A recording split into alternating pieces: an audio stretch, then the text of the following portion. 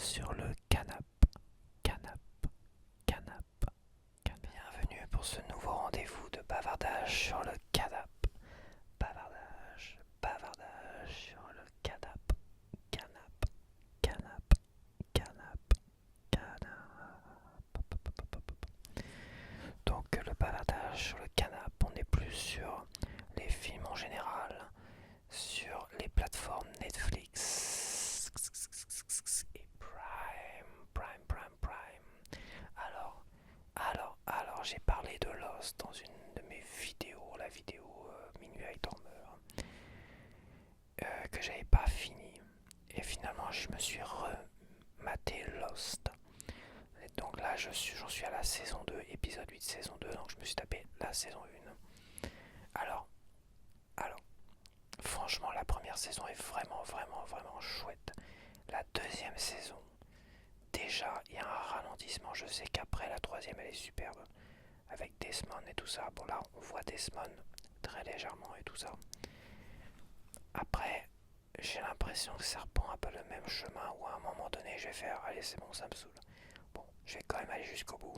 Quoique là, je suis en train de décrocher à partir de la saison 2 un petit peu. Le problème, c'est qu'on part un peu sur d'autres gens et tout. Et bon, je vais quand même essayer de me la taper. Il y a 6 saisons.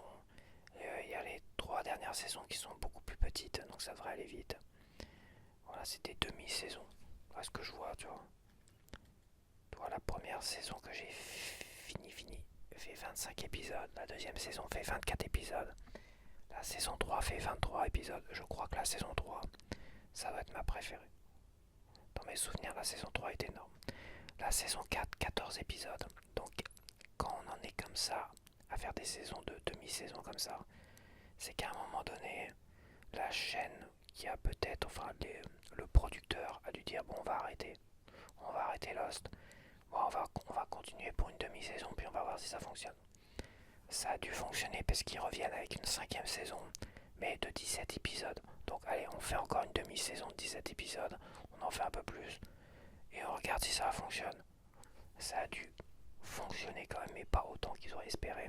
Donc finalement, ils reviennent avec une sixième saison de 17 épisodes, que je n'ai pas vu. Je sais pas où je me suis arrêté, mais j'ai pas vu la fin. J'ai pas dû voir la dernière saison. Voilà, donc là je me replonge dedans. Il y a un truc que je trouve incroyable. Je me rappelle la chanson principale de Lost. C'est. Je peux te mettre à chanter. C'est. Pam, padada, pam, pam, pam, pam, pam, tam, tam, padada, pam, pam, pam, pam, pam, pam, pam, tam, et ça commence à accélérer. T'as une chanson qui est exceptionnelle dans Lost. Que je me rappelais. Quand je l'ai entendue, je me dis ah purée, cette chanson-là était vraiment génialissime. Et je vais te le dire, j'ai noté combien de fois ils la mettent dans la saison 1. Ils l'ont mis 2 fois dans la saison 1. Ils l'ont mis une fois dans les peut-être premiers épisodes. Quand ils partent dans la forêt, là, enfin ils partent, je sais plus pourquoi faire. Et enfin fin de saison, peut-être le dernier épisode ou l'avant-dernier épisode. Ils l'ont mis que 2 fois leur musique emblématique de Lost, ils l'ont mis 2 fois dans la saison 1. Et dans la saison 2, là j'en suis à 8 épisodes, je l'ai entendu qu'une fois pour l'instant. C'est quand même bizarre, une chanson qui est très peu, qui a été très peu, qui a été très peu utilisée dans les épisodes. Je puisse m'en rappeler comme ça, tu vois. Et c'est vrai qu'elle est géniale, et c'est vrai qu'elle est percutante. Le fait qu'elle soit rare, elle est assez percutante. Mais je me demande si dans certaines saisons ils l'ont pas mis presque à chaque épisode. C'est peut-être pour ça que je m'en rappelle beaucoup. C'est que ça se trouve la saison 3, saison 4, saison 5, ils la mettent à chaque épisode et là, ça a dû marquer. Mais c'est vrai que c'est bizarre que dans la saison 1, que 2 fois elle est utilisée. Et que quelques secondes, enfin, 1 minute tout au plus. Donc voilà, je me remate Lost. C'est pas mal quand même. La première saison, pas mal. Voilà quoi. Donc qu'est-ce que je me suis rematé? Je me suis rematé Le vent se lève de Hayao Miyazaki, le soi-disant dernier film qu'il aurait dû faire. Donc c'est vrai que c'est un très très beau film. Je l'ai pas acheté en Blu-ray parce que bon, je peux pas tout avoir non plus, je peux pas tout acheter. Donc Le vent se lève, très bon film. Après, j'ai pas vu grand chose tout à l'heure. J'ai pas revu grand chose tout à l'heure. Voilà, tiens, il y a Walking Dead pour ceux qui veulent voir Walking Dead. Il y a Breaking Bad. Non, mais j'ai pas regardé grand chose tout à l'heure là. Donc, je vais faire le top 10 des séries. Alors, dans le top 10 des séries, on a Ginny et Georgia en 3 saisons. Donc, c'est une nouvelle saison. Georgia, une mère anticonformiste, s'installe dans le Nord avec ses enfants Ginny et Austin pour prendre un nouveau départ, mais leur parcours ne sera pas sans embûches. En deuxième position, dans le top 10 des séries Netflix, on a Y a-t-il un dealer dans l'avion 2013, 4 Français sont arrêtés à Punta Cana avec 700 kg de cocaïne et aucun n'a le profil du trafiquant. Qui est responsable? Ce documentaire revient sur l'affaire. Voilà, c'est un documentaire. Donc là, on a les survivants en troisième position.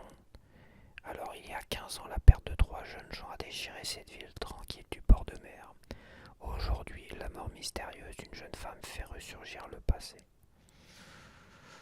Ouais, c'est pas des acteurs que je connais, ça doit être un film étranger. Enfin, une série. Ouf, ouais. En quatrième position, on a les dossiers oubliés.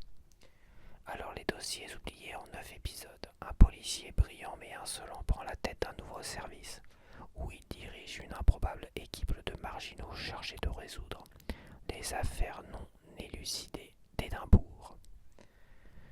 Ok, donc en cinquième position, on a Sans Merci. Alors, Sans Merci, ça a l'air d'être une série coréenne, c'est ça? Série coréenne, mini-série.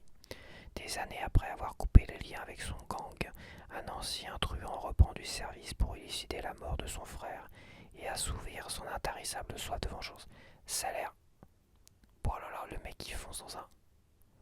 Il fonce dans une foule de gars, puis il est... Ça a l'air d'être pas mal ça. Tiens, je me la mets sur ma liste.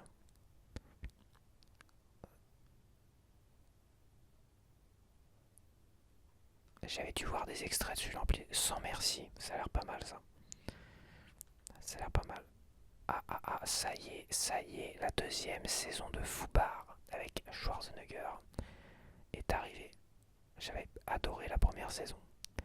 Donc en sixième position dans les séries Netflix, on a Fubar. Quand un père et sa fille découvrent qu'ils travaillent tous deux secrètement pour la CIA, leur mission se complique encore davantage avec des tensions familiales gênantes. Bon, ça c'est le contexte de la première saison. Vraiment très très bonne série Fubar, ouais. Franchement, c'est très rigolo. En plus, c'est percutant, c'est rigolo. Ça pense que c'est inspiré de True Lies. Ça me fait penser à True Lies Fubar. Alors est-ce que ça a un lien? Je ne sais pas. Ça donne l'impression que ça a un lien avec True Lies. Voilà, ça donne cette impression-là. Que c'est un peu le True Lies, c'est le personnage de True Lies qui est beaucoup plus vieux aujourd'hui, qui veut prendre sa retraite et qui finalement va continuer et il va se rendre compte que sa fille est rentrée à la CIA aussi. Donc, donc je vais le mettre dans mes favoris aussi pour que j'y pense, tu vois. Parce qu'il est que sixième. Je suis quand même étonné qu'il ne soit que sixième pour la nouvelle saison. Donc, alors en septième position dans la top 10 des séries Netflix, on a Sirens. Sirens, inquiète de voir sa sœur sous la coupe de sa patronne milliardaire, une femme un peu paumée recherche à comprendre ce qu'il se passe dans une luxueuse propriété de front de mer. Comédie dramatique avec Julianne Moore. J'ai jamais apprécié Julianne Moore. Qu'est-ce que j'ai vu avec elle d'ailleurs? Ah ouais, Next, oh, c'était pas terrible. Ok. On a en huitième position Sarah, femme de l'ombre. Bon, déjà le titre, j'aime pas beaucoup. Sarah, femme de l'ombre. Quand son fils meurt de manière suspecte, une ancienne espionne reprend du service pour enquêter sur une série de crimes de plus en plus sinistres. Ça sent la série française, les amis. Non, italienne. Série italienne, inspirée de livres. Bon. En neuvième position, on a Barracuda Queens.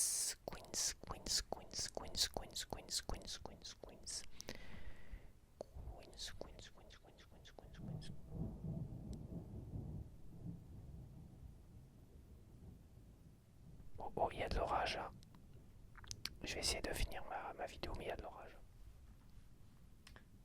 Après, c'est que je dise Queens, Queens, Queens, Queens, Queens, Queens.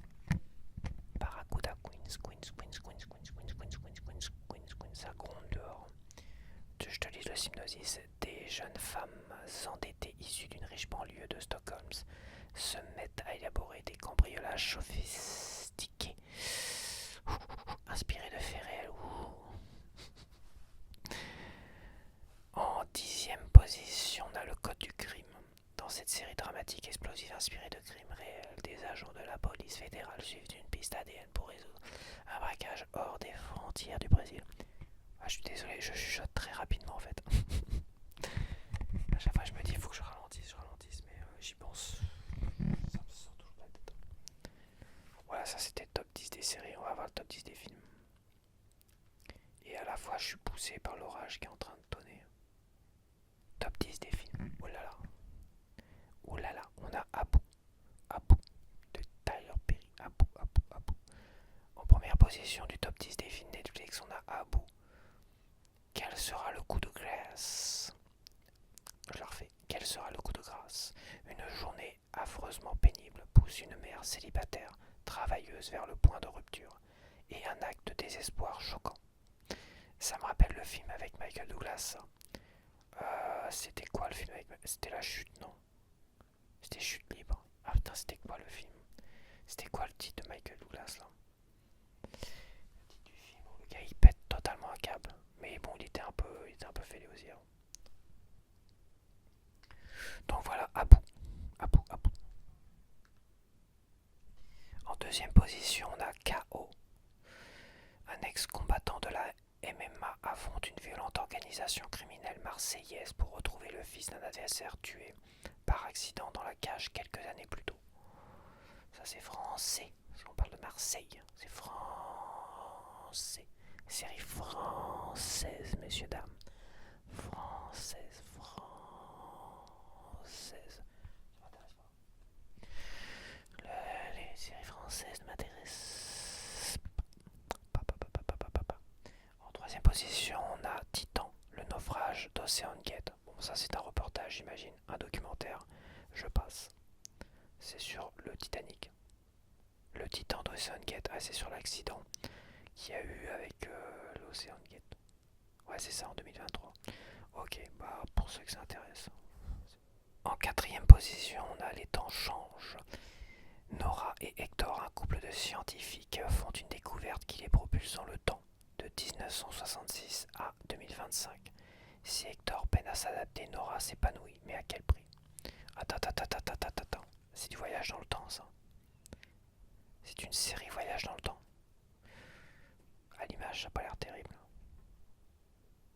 Film science-fiction mexicain. C'est un film mexicain. J'hésite. Ouais, ils ont peut-être des têtes de Mexicains. Peut-être pas. Ils ont pas trop des têtes de Mexicains. Peut-être que si. Ah, j'hésite. Ces voyages en temps, mais ça a l'air nul. Visuellement, de ce que je vois, l'extrait qui monte, ça a l'air naze.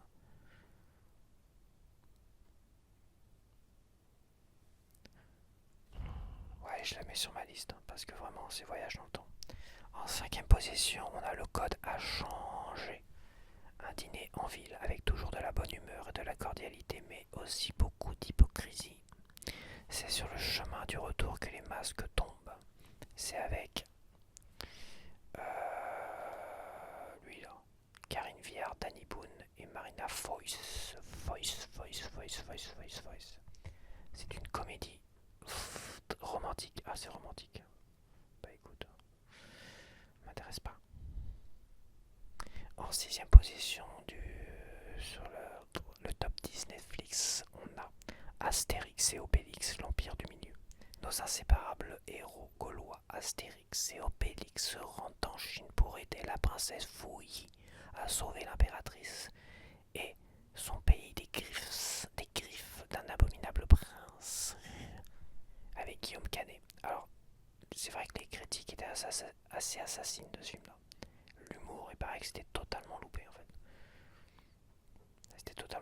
je crois que le film d'Alain Chabat, Astérix Obélix d'Alain Chabat, il a mis le niveau tellement haut que tous les autres films, ça paraît naze.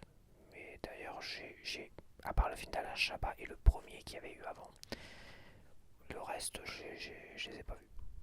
En 7ème position sur le top 10 Netflix, on a Veuve Noire. Quand un homme est retrouvé mort, l'enquête fait voler en éclats la façade parfaite de sa veuve et révèle une double vie bien cachée. Et un thriller inspiré de faits réels. C'est espagnol. C'est pas français, c'est espagnol. C'est pour ça que je dis qu'ils ont des têtes de français, mais en fait, l'Espagne, la France, on est voisins, donc on se ressemble un peu, on va dire. En 8ème position, on a Chaos d'anthologie, le festival Astro World. À travers les témoignages de survivants, de secouristes et de membres du personnel du festival, ce documentaire revient sur la tragédie d'Astro World en 2021 et ses répercussions. C'est quoi? C'est un reportage? C'était quoi ça? Je me rappelle plus de cette histoire. Ah, peut-être. Ouais, bah c'est un documentaire ça. Ils sont chiants de mettre des documentaires aussi en même temps. Alors, en 9ème position, on a Viva Evida. Viva Avida. Viva A ou Evida. Viva Avida. Un médaillon du passé entraîne Jessica dans une aventure entre intrigue familiale, romance inattendue et quête de sens à travers Israël. Viva Avida. Donc c'est un film israélien, brésilien. C'est un film brésilien, comédie romantique. Ok. En 10ème position, on a Je suis là. Hashtag Je suis là. Un chef cuisinier français se rend en Corée du Sud sur un coup de tête pour rencontrer la femme dont il est tombé amoureux sur les réseaux sociaux. Voilà, bon, bah c'est français, c'est avec Alain Chabat. Et est-ce que c'est de Alain Chabat? Non, c'est de Éric Lartigot. Éric Lartigot, c'est qui a eu au fait Éric Lartigot? C'est pas. C'est juste un réalisateur, en fait. Éric Lartigot. Donc voilà pour Netflix. Je speed vachement en fait. J'essaie de ralentir pour Prime. Je suis passé sur Prime. Prime, il n'y a qu'un top 10. Alors Prime, c'est le bazar. Hein. Ils te mettent des trucs payants avant. Ils veulent que tu consommes à fond les ballons. C'est toujours bourré de pubs. Mais de pubs, tu tapes 50 pubs dans des séries de 40 minutes. Alors qu'est-ce que j'ai vu sur Prime? Alors j'ai vu un. C'est le bordel. Franchement, c'est de pire en pire. Quoi. J'arrive pas à me retrouver. Attends, avant de voir le top 10, j'aimerais bien voir ce que j'ai vu. Alors j'ai vu la nouvelle série The Bondsman. Je me suis fait avoir parce que au tout début c'était marqué 18+, donc interdit au moins de 16 ans. Sauf que dès le premier épisode, tu le vois se faire égorger, tout ce que tu veux, et tu vois vraiment en détail. C'est dégueulasse, c'est horrible. Et je me suis dit, putain, mais ça doit être interdit au moins de 18 ans. Et j'ai quand même regardé toute la série. Et à chaque fois, je me dis, merde, ça devrait être interdit au moins de 18 ans, pas au moins de 16 ans. Et comme finalement, je suis resté sur la fiche de The Bondsman, il me mettait toujours 16+, toi. Et à un moment donné, vraiment au dernier épisode, où ça finit encore, c'est dégueulasse, c'est obligé de regarder à côté, quoi. C'est pas possible de regarder, tu sais que. Enfin bref. Et là, quand je sors de l'affiche, après avoir vu le dernier épisode de la série, donc il y a 8 épisodes, tu vois le logo 16+, qui switch en 18+. Pendant que j'étais en train de me faire encore la réflexion, je vais sûrement me plaindre, je vais sûrement le dire à quelqu'un, enfin c'est obligé, on peut pas interdire en moins de 16 ans un truc aussi dégueulasse. Ça devrait être interdit au moins de 18 ans. Et en fait, comme par magie, le 16+ s'est transformé en 18+. C'est qu'il s'était trompé. Donc, il s'était trompé, mais je veux dire, qui contrôle ça? Qui a contrôlé ça au départ? Parce qu'à mon avis, il y a des gens qui ont dû voir la série, qui ont dû gueuler. Parce que moi, j'allais pas forcément aller me plaindre à qui que ce soit, toi. Mais j'étais quand même tenté de leur dire, les gars, parce que je l'ai répété à chaque épisode, c'est trop dégueulasse pour être interdit moins de 16 ans. Franchement, c'est avec Kevin Bacon, j'adore Kevin Bacon, donc j'ai voulu voir cette série, mais Et ça appelle à une saison 2, mais je regarderai pas la suite. Parce que ça reste quand même tiré par les cheveux. Au bout d'un moment, c'est un peu tiré par les cheveux, donc c'est pas tiré par les cheveux, mais au bout d'un moment, tu sens la série, ça va tourner en rond, ça va être pénible, ça va être pénible. Mais ouais, ça va être pénible. Et voilà, tout ça pour dire qu'à un moment donné, que des gens se sont plaints, comme moi je me suis plaint tout le long de la série, que c'était trop gore, trop violent. Et avec le recul, j'aurais pas dû regarder, donc je peux pas la conseiller, quoi. Voilà, Reacher, la saison 3, je sais pas si j'en ai parlé. J'ai dû en parler déjà. Donc voilà, Apocalypto. Bon, peu importe, j'ai pas trop forcément envie de parler de ces trucs-là. Euh, Parce que le problème, c'est que The Bondsman, comme c'est une nouvelle série, il t'inflige pub sur pub. T'as plein de pubs, et des pubs de 1 minute, 2 minutes, enfin. Ouais, t'as des grosses pubs quand même. Mais t'en as plein par épisode. C'était constamment entrecoupé. Bon, voilà, ça casse vachement le rythme, je trouve, d'une série. C'est comme ça, qu'est-ce que tu veux. Le pire, c'est que tu payes en fait. Tu payes un abonnement 7 euros pour avoir des pubs en plus. Alors qu'avant, il n'y avait pas de pubs. Et c'est Amazon. Amazon, ils sont pas pauvres, ils ont pas besoin de plus d'argent. Voilà, ils ont assez d'argent comme ça, Amazon. Surtout que le mec, c'est un des mecs les plus riches qui détient Amazon. Non, alors maintenant, il veut se faire encore plus d'argent. Sauf que j'ai comme l'impression que les gens désertent Amazon. Moi, j'ai déserté Amazon Prime à cause de déjà, ils mettent en avant tous les trucs payants. Les trucs payants, les chaînes payantes et machin, alors que bon, c'est censé être Prime, c'est tout quoi. Comme Netflix ne font que de la pub pour eux, tu vois. C'est que pour eux. Il n'y a rien de payant, à part Netflix, l'abonnement. Là, ils veulent toujours que tu payes, des films machin. C'est insupportable. C'est insupportable. Et le fait d'avoir mis des pubs, beaucoup plus de pubs que sur Netflix. Netflix, c'est beaucoup plus mesuré. Là, Amazon, il n'y a aucune mesure, c'est n'importe quoi. Donc ça donne plus envie de regarder des trucs sur Amazon Prime. Bon, maintenant c'est inclus dans mon abonnement free, donc et Prime, je m'en sers surtout pour acheter des trucs pour me faire livrer gratuitement sur Amazon, tu vois. Surtout me faire livrer des trucs gratuitement, ne pas payer de frais de port et avoir des offres intéressantes. Et il y a des offres intéressantes. Mais au niveau de Prime, c'est vrai. J'arrête pas de le dire depuis qu'ils ont mis les pubs, qu'ils sont passés aux pubs avec abonnement payant quand même. Franchement, j'ai beaucoup de mal. J'ai vraiment beaucoup de mal. Par contre, ça pourrait peut-être m'intéresser. Ça pourrait m'intéresser, je savais même pas qu'il y avait une suite. Donc en première position, donc on n'a qu'un seul top 10 qui réunit films, séries et documentaires. Donc en première position du top 10 de Prime, on a Mr. Wolf 2, la suite de Mr. Wolf. Et j'avais beaucoup aimé le premier Mr. Wolf. Et je dois bien t'avouer que ça, par contre, j'ai bien envie de le voir. C'est pas un film Prime, c'est un film Prime. C'est un film qui a été financé par Prime. Mr. Wolf. Je suis totalement perdu. Ah, ils mettent plus. Oh là là, je me retrouve sur un truc, je sais même pas. Mobload saison 1, n'importe quoi. C'est vraiment pénible. Information. Voilà, information. Je veux savoir s'il y a toujours l'actrice du 1. Est-ce qu'elle joue dedans, l'actrice du 1?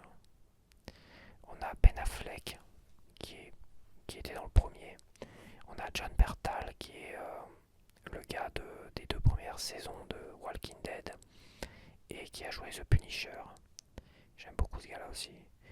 Et on retrouve pas l'actrice du premier film qui s'appelle, je sais plus comment elle s'appelle, Anna Kendrick. Ouais, c'est Anna Kendrick. C'est Anna Kendricks ou est-ce qu'il n'y a pas le premier? Attends, je vais dire ça tout de suite. Il y a le premier Mr. Wolf, si t'as pas vu le deuxième, t'as le premier.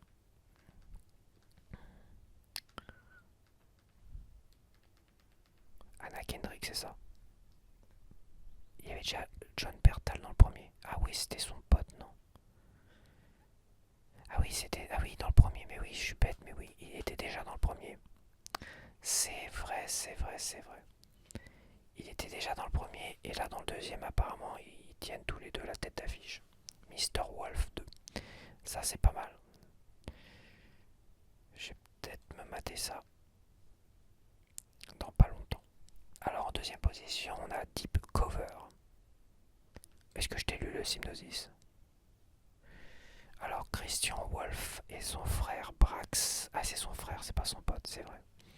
Christian Wolf et son frère Brax doivent collaborer pour élucider le meurtre d'une connaissance avec Medina, directrice adjointe du Trésor américain.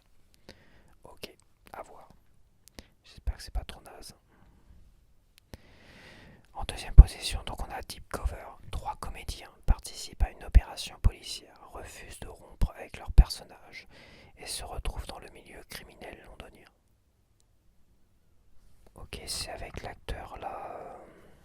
Je vais dire ça tout de suite.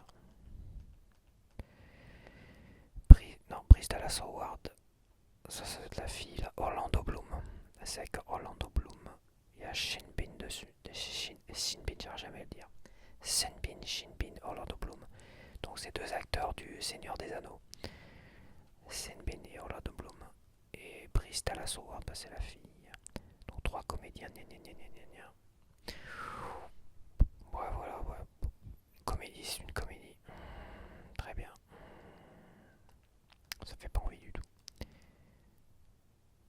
En troisième position, on a Complicité. Saison 1, donc là c'est une série. Inspirée du roman, ce thriller plonge dans les vies et les mensonges de deux sœurs dont la relation compliquée est secouée par un meurtre choquant. Ah, c'est avec... elle a vachement vieilli, elle. Elle a pris un sacré coup de vieux. Comment elle s'appelle? C'est la femme de l'autre. Le mec qui oublie tous les noms, tu sais. C'est la femme de l'autre, elle qui avait fait machin sur Bidule. Donc c'est Jessica Biel. Jessica Biel. Elizabeth Banks. Jessica Biel. Et le reste, je ne connais pas. Ah si, il y a Matthew Modine que je connais. Et les autres, je connais pas. Ok, Complicité.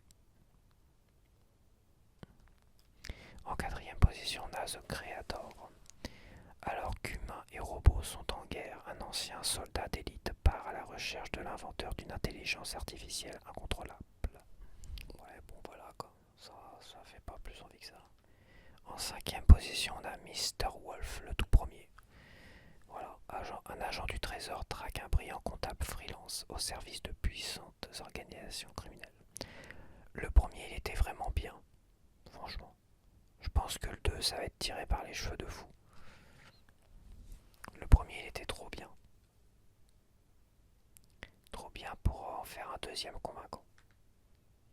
Mais bon, on va voir ça quand même. En sixième position, on a Imbattable. Saison 1, donc c'est une série. Motorhead nous plonge dans l'intensité des premières fois. Motorhead. Ah, c'est Motorheads. D'accord. T'as plusieurs logos. Donc le titre d'origine c'est Motorheads et eux ils l'ont traduit en Imbattable. Genre, ça n'a rien à voir. Motorheads nous plonge dans l'intensité des premières fois, premier amour, première déception, première voiture, dans une ville du Midwest en quête de renouveau, un groupe d'adolescents que tout oppose, patati droite. Oh, je clique pas, ça va être chiant. Prime c'est pas top tout à l'heure quand même. Alors, en septième position, on a Un mariage sans fin. C'est français, c'est un film français, une romance. Lors d'un mariage dans un riad aux portes du désert marocain, Paul rencontre Luna, la sœur et témoin de la mariée. Suite à un événement paranormal, Ils se retrouvent tous les deux coincés dans un même espace-temps. Espace-temps. Alors, dans un même espace-temps et forcés à revivre sans cesse cette même journée. Commence alors une histoire d'amour sur fond de boucles temporelles et de mariage enfin. C'est un jour sans fin version française en fait. Il est très mal noté sur IMDb. Non, je sais pas, quitte à regarder un film d'une boucle temporelle, je conseillerais pas ça quoi. Je conseillerais plutôt Un jour sans fin avec Bill Murray.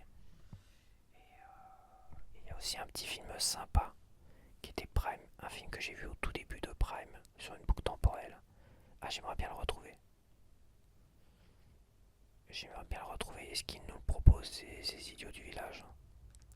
Ah, ça va retonner dehors. Non, évidemment, il faut pas me le proposer là. Un film vraiment sympa que j'avais vu au tout début, c'était un film inédit Prime. Alors attends, je suis tombé sur un truc là. Je suis tombé sur le Temple d'Or. Le Temple d'Or. Alors ça, avec Chuck Norris et Louis Gossett Jr., le Temple d'Or. Ah, ça c'était énorme comme film. J'avais presque oublié ce film-là. Attends, faut que je te lise ça. Alors c'est pas dans le top 10, mais c'est deux malheureux soldats, Chuck Norris et Louis Gossett Jr., rencontrent une belle fille, Melody Anderson, avec la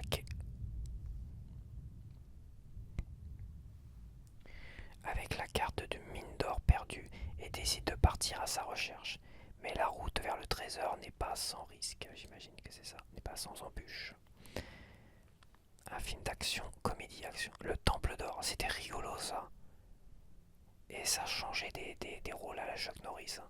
C'était un film d'action, d'aventure, avec beaucoup d'humour. Le Temple d'Or.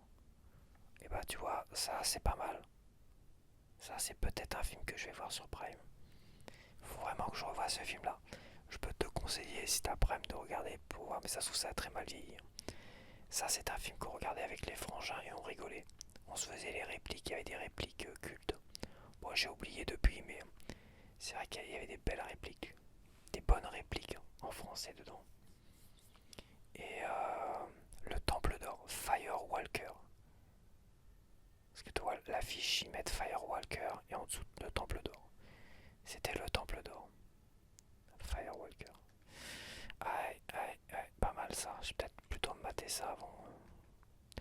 Bon, bah je retrouve pas le film en question. Putain, c'est chiant, je retrouve pas.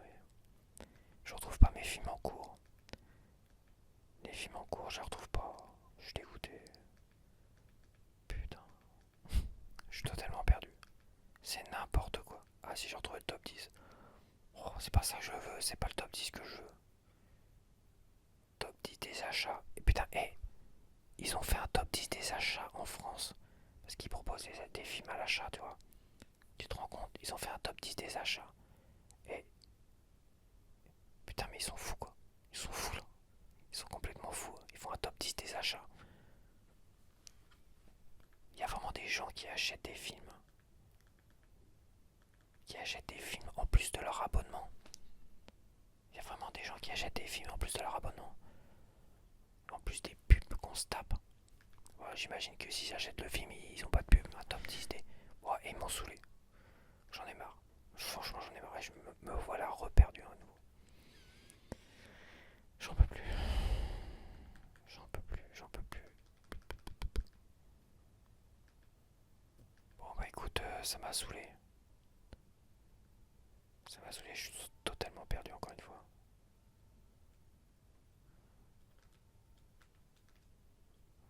Il va me faire acheter un truc. Il va te faire foutre. J'achète rien du tout. Il te harcèle quoi. Il t'oblige presque à cliquer sur les boutons. Vas-y, paye pour acheter des films. Maintenant, ça va être une hantise d'aller sur Prime. Ça doit être une hantise pour les gens d'aller sur Prime. C'est pas possible. Tellement peur de cliquer sur un truc payant quoi. C'est un truc de fou. C'est tellement mis en avant par rapport au reste. C'est dingue. C'est dinguissime.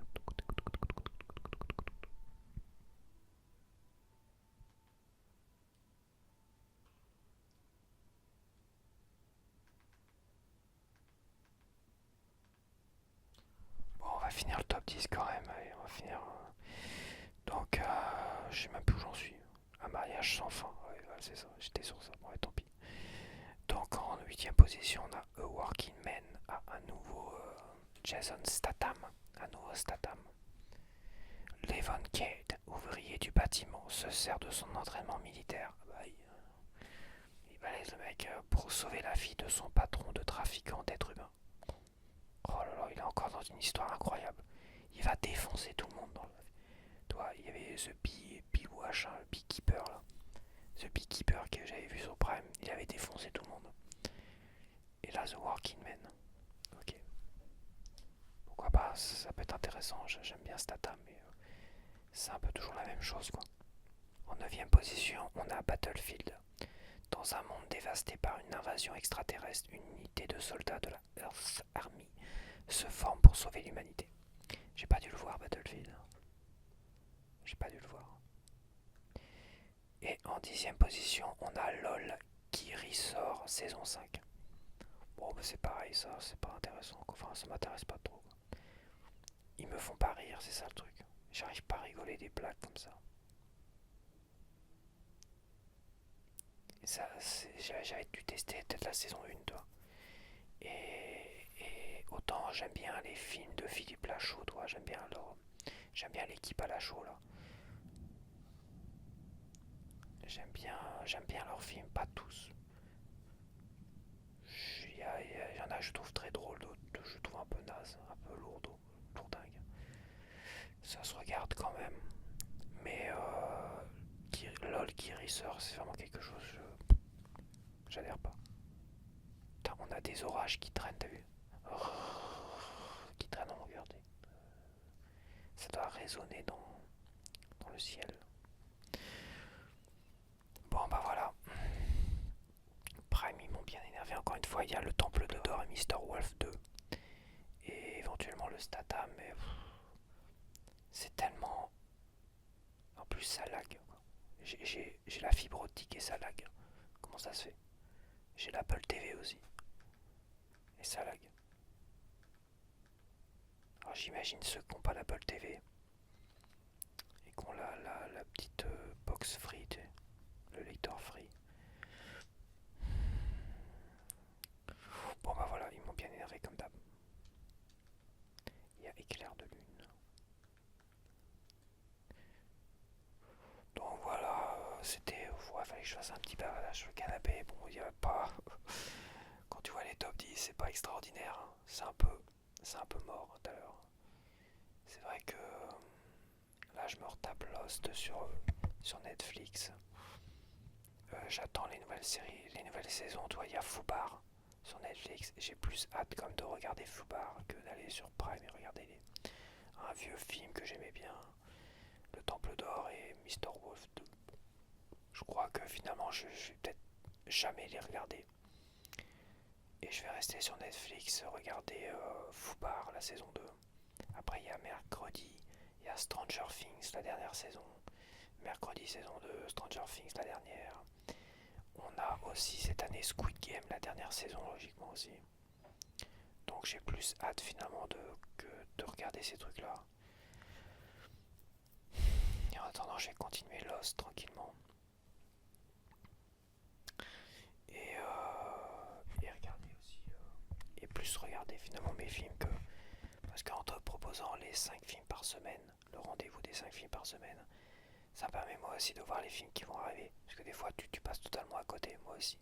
Là je sais qu'il y a tel ou tel film qui vont passer. Donc ça permet aussi de re-regarder et de voir des films que je n'ai jamais vus aussi. De pouvoir les enregistrer et tout ça. Donc c'est pas mal. Mais c'est vrai que pour ma part Prime, heureusement que c'est inclus. C'est inclus avec mon abonnement Freebox, hein, comme Netflix. Hein. Bon, Netflix, je l'aurais gardé. Mais Prime, c'est dur. Prime, c'est dur quand même. Donc, allez, voilà. Bon, je vais te laisser. Je suis complètement avachi dans mon canapé. Je vais te laisser. Et on se dit à la prochaine.